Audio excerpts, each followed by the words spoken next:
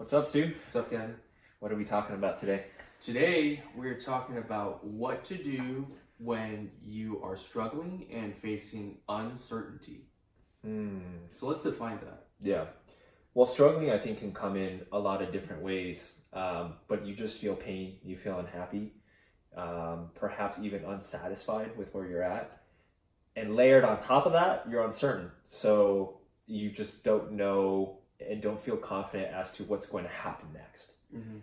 Well, what do you think about that? Did I hit it on the nail? I think you hit it on the nail. Right. It's basically you've hit a wall. Yeah. And also you have fears about what's behind that wall. If you were to cross that, or a bridge, a wall or a bridge or a plateau. Yeah. And with this question, I want to kind of precursor this. Yeah, let's kind of define and precursor. I want to precursor this is I think we're all still trying to figure it out. At least for me personally, I'm still trying to figure it out. But I think what I'm going to share on this episode is more of like, hey, this is my experience and this is what I've done to kind of somewhat help me get through that. So I just want to precursor with that I may still be on the same page as you are and just trying to figure it out. Yeah, we're by no means like we're 25, so we haven't figured out life yet. Anyone who thinks that they figured out life at any age, I think, is making a big assumption. And what we're really trying to do is just share our previous failures, I guess, our previous experiences, and relate to you, and our current fears. And perhaps maybe some of it will stick, some of it may not. But it's all in the hopes and the attempts to help other people who are in the same predicament, which I'm sure there are, to kind of break past that barrier, or at least have a little bit of guidance that we personally wish we would have had when we were probably going through that specific situation, or what we're still going through right now. Yeah. I think it'll be good to share some experiences. Have you had any recent or previous moments where you're really struggling and you're super uncertain, you didn't know what you wanted to do in the future, you felt a lot of pain? 100%. I think my whole life has been like a whole roller coaster of this. I think there are moments, but let's just talk about my most recent one, the most relevant one. Okay. I recently had left a company that I worked for I think 3.5 years. And 3.5 years is a long amount of time, especially at this company in specific. I love this company, and this company is none other than Tesla. And it's a company that I'm extremely proud of. And it's a company that I've put a lot of hard work into, a lot of sacrifice. And the reason why I had to leave the company was more of a personal reason than so much had to do with the company. It was more so I felt I had hit a plateau. I've reached a wall of what I could achieve. I set out goals and I've tried to attain the goals. And I just felt like even if I were to obtain more and more and accomplish more, I'm not learning more. And so I think that's a really important guiding principle, at least for me, is when you feel you've got nothing left to really learn at a huge level, at a huge leap, that's when it's time to step back and reassess if the work is worth the return, at that point. Because otherwise you're just doing the same thing over and over again and you're not getting better. And I know that deep down, on some level, we all want to get better in one way, shape, or form. And that's kind of what I went through. And what I learned after leaving... what was the biggest struggle at that moment? The biggest... I'm going to tell you, I was so mortified and so terrified about what my family would have thought about me putting in my 2 weeks. What my coworkers were going to think putting in 2 weeks, because I was doing well, I was doing just fine. You could have looked at my performance, whatever I was contributing to the company, and you would have thought this is the last person that we'd let go, So why would you, at a time like this, choose to step out on your own? I think for me, mainly it was really hard because part of me was like, don't do it. Just stay in there. There's a good amount of income. Everyone at work gets along with you for the most part, and you believe in the mission, and it's the world's greatest product. I still think it is the world's greatest product, even not working there. But it was just, I had to be really real with myself. I found moments where I woke up in the morning and I didn't feel like coming in early. You know, I didn't feel like staying late. The drive that I had in the first 3.5 years kind of waned. And that's when I started pondering and asking myself more and more questions. And I think when you ask yourself those questions and you go layers, like 1, 2, 3, sometimes even 4 layers deep, that's when you really find what you really want and what you really don't want anymore. And for me, it was just, if you're struggling to wake up, you know, as early as you used to, and to show up to work on time, or show up to work with a purpose, you know, with an energy about you, then that means to some extent you don't care as much as you do anymore, right? If you cared about something, you would give it your all. You would go all in on it. And I'm the kind of guy where if I can't go all in on something, it's all or nothing. I cannot half-ass something. Sometimes we go through life half-assing things, and I've learned from personal experience that when you half-ass something, you're neither being productive for yourself, you're neither being productive for others, you know. So you might as well just cut your losses and go into something that you can go into 100%, you know. And so that kind of was my crossroads, and I was so terrified of putting in that 2 weeks. I literally sat at the computer trying to write the 2 weeks letter email for I think 2 weeks. Literally, the email had 3 lines. It was a great time, you know, working here. I believe now's the time for me to step onto a new opportunity. You know, I had to keep it very neutral. But it was just like, why was it so hard? Like, writing a 3-line email should not be this hard. And I remember going into tears the night that I had sent the letter out, because it's like, there's no turning back after you click send, right? This is in writing. You can't rescind. At least I'm not the type of person that would rescind like once I've hit the send button, you know. And I know my manager or whatever, the HR is going to see this like, okay, so that's how it is, you know. And I have to face the fear and the uncertainty of the unknown. So for most people, I do not advise doing what I did, which is stepping out of a role and not having another job lined up. But the reason why I wanted to do that was because I wanted to try something different. But I didn't quite materialize that in my head at the time. I didn't know that what I was really looking for was to take a risk and to explore what I'm capable of, you know, outside of a corporate setting. Because a 9-to-5 is great if you want structure. It's great if you want a form of, I would say, temporary security, you know, but I don't think it is a means to an end. It is not the end that I desire. And so how did you feel after like you left? I was at first very saddened. Then I felt a moment of relief, like liberation. But then after like 1 to 2 weeks of boredom, then it really got to me. It was like, it's kind of like, what is it called? Cabin fever? Cabin fever is when you're in like a place secluded by yourself. So I was secluding myself at home. Really, I wasn't really interacting with people much. And you go into dark places during those moments. We're going to talk about yours, but yeah, the dark place. It's like, I think you've got to hit what we call rock bottom emotionally. It doesn't have to be financially, but emotionally or psychologically to really break through. And when I hit that rock bottom moment, I would just think to myself, like, dude, you've got nothing going for you. You just turned 25. You're unemployed. You threw away the one thing that you thought you were passionate about, the one career path that you had. Like, that to me 3.5 years ago was the golden ticket, you know. Whatever it takes, at all costs. This is what I'm going to do to accomplish and reach that goal. And now all of a sudden, it's gone. It's a weird feeling trying to run a race when you don't know where the race is going to take you and where the finish line is. You know what's so crazy about what you just said there is that like when you stripped away that work identity for yourself, it's scary. You have an identity crisis. You don't know who you are anymore. I thought I knew who I was. And you know, the fact that there was light shining on that says already a lot about what we needed to work on. Because I felt the same, right? Like at least in my experience, I'll share almost the same path. Because Stuart and I, we used to both work for Tesla.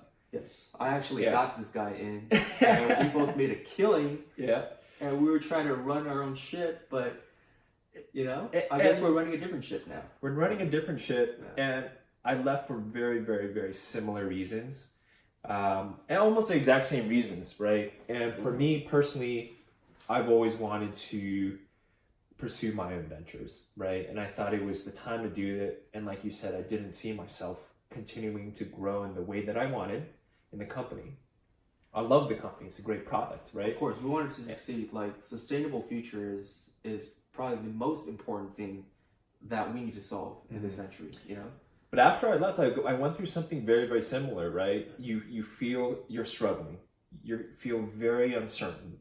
You don't know what to do next. You're like, it's almost like you can do anything, right? But at the same time, like you can't do anything, Yeah. right? And it's like a weird place. Something that I've done in the past to kind of like pull me out of that, in a sense, in different stages of my life, because I think I've gone through a few of these kinds of similar situations, is literally starting with the end in mind. And what I mean by that is, hey, look, we're 25 years old right now. Great, this is a period. This is very young time in our lives. But let's think right now. Let's go far in the future. Mm-hmm. If you were 80 years old right now, sitting on a rocking chair, and you could accomplish anything you wanted in life, right? Everything you ever wanted is accomplished, and you're sitting there feeling super proud. What are those things? Mm-hmm. And you just write those things down, right? And then a second exercise that you could do too is, let's just imagine you're dead, right? And people show up at your funeral. What would they say about you? What would they say about who would show up? Who would show up? What would they say about you?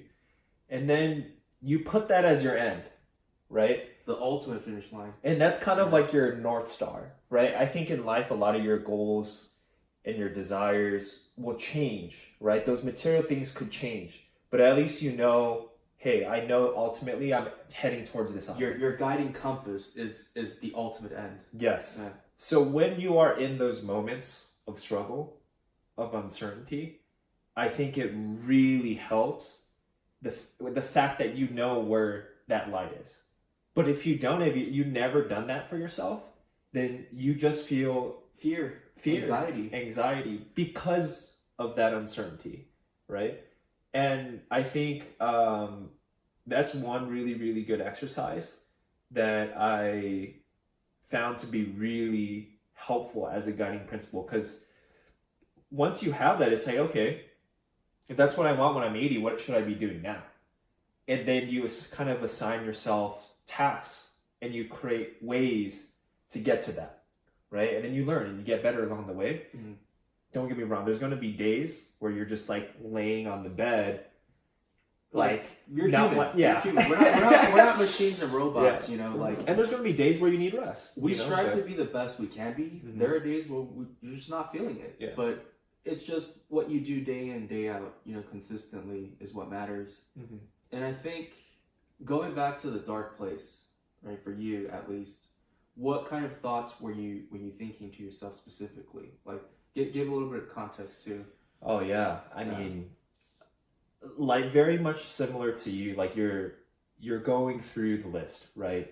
I'm a certain age. I'm 25 now. I was hoping that I would be here by now. You kind of for me personally, I created this fantasy of where I wanted to be Right. at a certain age, right? And then I compare that against my reality, and that brings me down this rabbit hole of depression, where I'm like, Because you're comparing yourself to someone, but that someone is your ultimate you. is my ultimate me. Yeah. And then I end up doing a lot of negative self-talk. I start to feel like shit. I feel like I'm not worth enough. I'm not doing what I'm supposed to do, and I start hating myself. It's like literally self-hatred, Wow. which is like the worst. That's a thing. dark place to It's be. a very dark place to be, and it's unproductive. But when did the light bulb shine, or I guess when did you come to a moment of peace, you know, from that dark place? When did you come to peace with that? Or are you still fighting it, or are you finding yourself able to hone it better? I think there's two things to that for me personally, and like I said, I'm still working through this because I still get those days. But then one is meditation and kind of identifying myself as a third person. And what I mean by that is saying like, oh, Kevin's trying to hate himself again. Or, oh, Kevin's going through this cycle again. It's going to pass. Just keep working.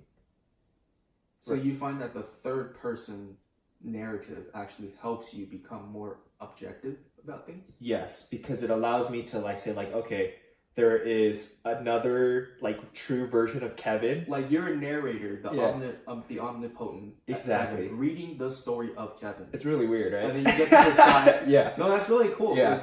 I think a lot of what you're doing that works for you, maybe sometimes it works against us, is the power of visualization and the power to detach yourself physically from who you think you are. Yeah. Because I think we were talking about identity crisis a little bit earlier. Yeah. And I think what I was struggling with was the identity crisis. You have to shed the layers, remove the labels, you know, and that is a subtle way of basically saying you don't give a fuck about what other people think. I think the reason why we have labels, the reason why we have a self-imposed identity is because we give too much fucks about what other people think. I agree. It's so hard. Yeah. Because if you truly didn't care about what other people expect you to be, what other people want you to be, what you think you should be, then you don't have to be bound and constricted by these labels that you give yourself, right? 100%. It's very hard. It's hard. But I think detaching yourself kind of gives you like... humbles yourself too. It humbles yourself and it helps you like navigate those emotions. Like, oh, like Kevin's like feeling dramatic again. You know what I mean? And then you kind of just... This will pass. This will pass. Yeah. And the second thing I wanted to bring up too, I heard a quote recently. I followed this like newsletter and it was like a really good quote, right? And it said, I'm not going to say it word for word, but it was just, I don't remember, paraphrasing, right? Yeah. But it says something around the lines of like, the reason you feel lost is because you're focusing on what you don't have, right?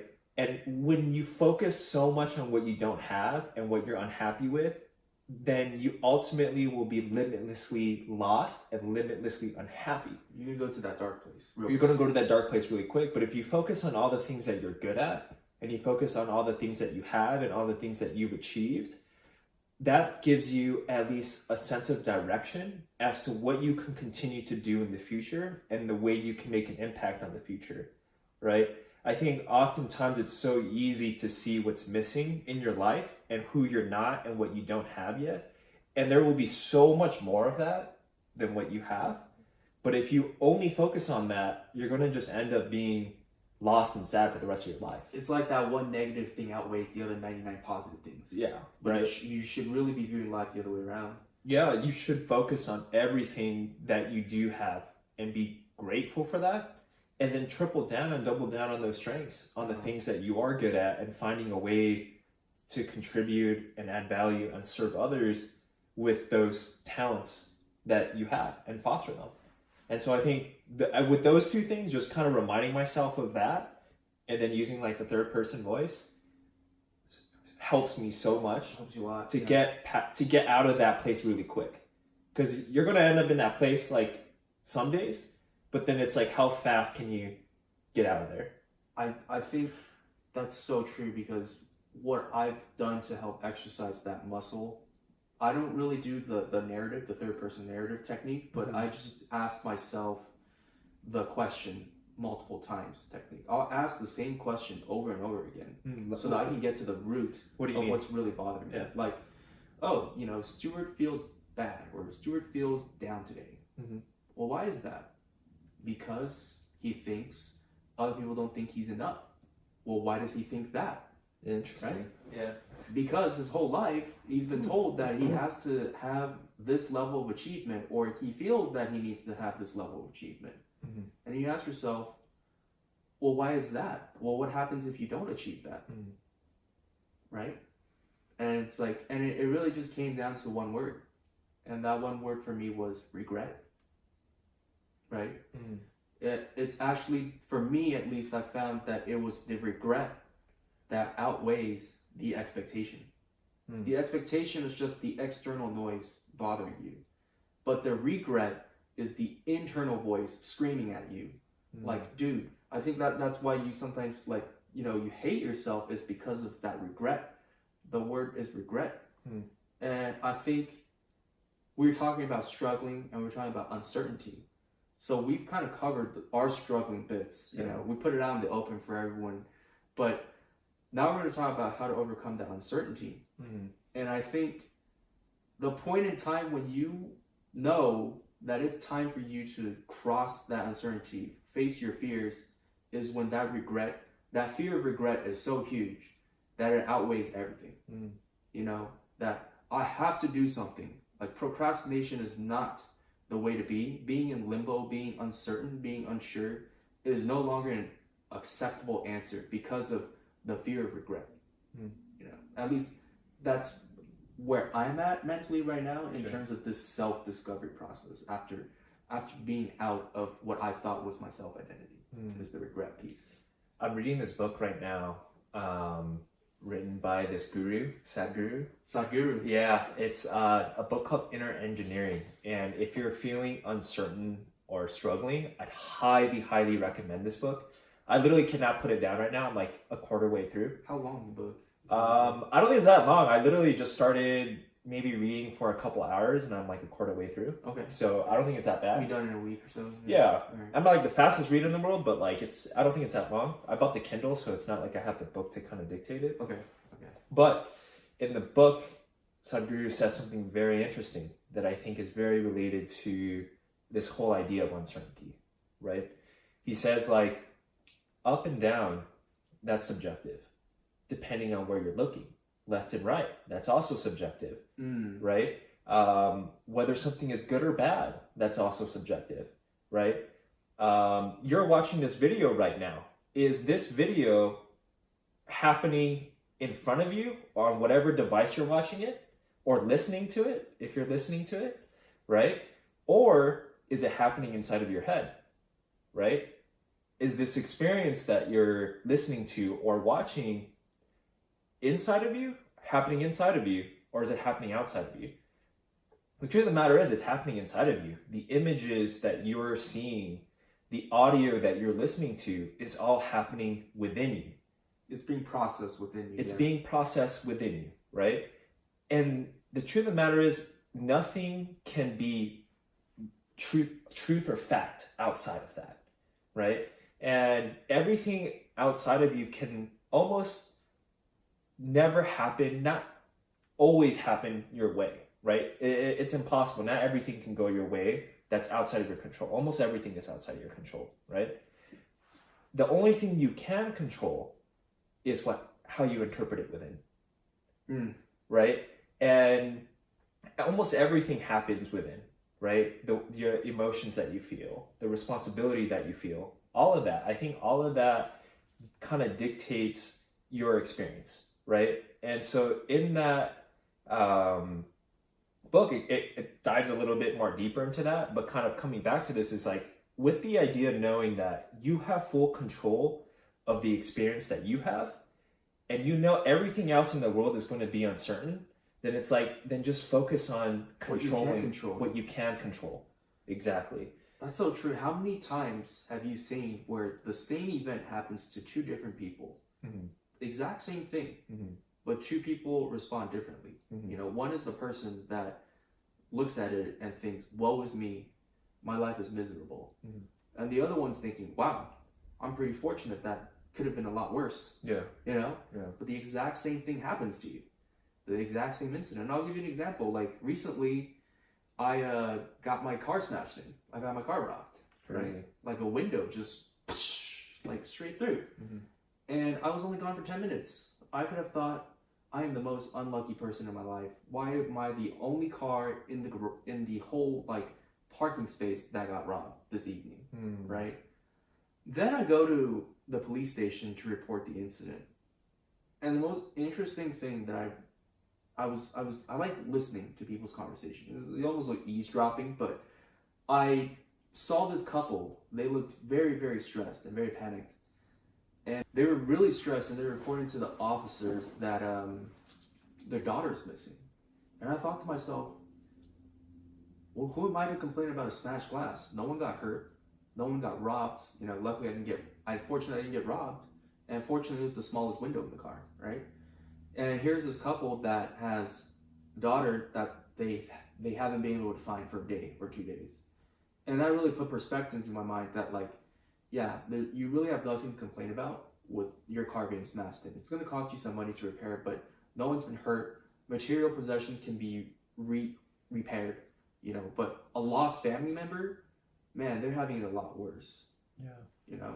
Puts it a lot into perspective. Perspective, and it could be a lot worse, you know? Or just think on the positive side that, hey, like, it's actually not as bad as it really is. You know, that's just kind of the first thing that came to my head when you were talking about how you process something that doesn't go your way. Yeah. You know? Yeah.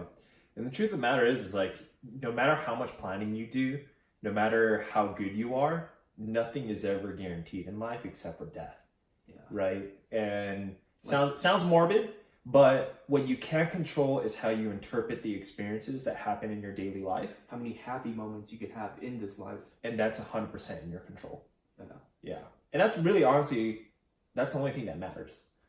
Right? Like, you can have all these material things but feel unhappy, and it at the end of the day, what for if you feel unhappy, right? Yeah. And so I think with that in mind, it's like, although you may feel uncertain about the future, well, of course, you can't predict the future, right? So just shift it and kind of turn inward and say, okay, A, what do I have, right? And what can I control currently? And that's myself. Yeah. Anything else you want to add to, you know? What do you have? What do you control? Yeah. And then lastly is, what do you want to do? I think what you want to do is so important. If you're not doing something that you care about, that you truly want to do, there's nothing else you'd rather do at this moment, you're not living life in a way that's going to make you truly happy. Yeah. You know, I think that's the only last piece I would add to it. 100%. Well, awesome. Thanks for listening and watching, guys. We really appreciate you supporting us. If you like content like this, go ahead and hit that subscribe button. Also press that bell icon next to it if you'd like to be notified whenever we have new posts. And if you're listening to it, we'd really appreciate if you leave a review. It really helps us get more exposure to listeners like yourself. And until next time, guys. Thank you, guys.